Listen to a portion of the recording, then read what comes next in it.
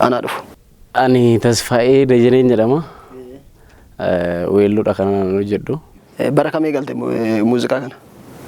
Galaanee galootii galaanee galaanee kumaansi marsaniiru ya galaanee. Kana dur nuti yeroo plasmaan barannu yeroo hundaa plasmaan hin fidan boqonnaatti achirraa eegalte jechuudha.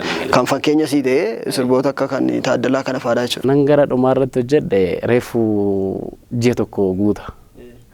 Mata dureen isaa Walee Koo jedhu. Dhiyeenya kana immoo viidiyoon wayii tokko ba'ee jira. Viidiyoo ani kana booda weellisu jedhu tokko. Kuni Tasfaa'eedha moo nama biraadha? Wanti jira beektaa asirratti wanti sii galuu qabu ani wantichi nama itti amanuuf qoosaa miti. Fakkeenyaaf sooshaal miidiyaan kun baay'ee bal'ateera. Keessattuu warra akka tiiktaakii jedhan kuni achirratti ba'anii namoota hedduu wal falmisiisaa jiru. Lakkee ana miti ana amma yeroo turedha jettee haasa'uu dandeessa turte. Kanaaf deebii laatteetta? Wantoonni na achitti jedhee ture sun in sirbu kana booda in sirbu jedheen dhufe maallaqa hedduu balleessaa ture. Jireenya kee keessatti wanti hedduu si gaddisiise yookaan immoo si gammachiise jira?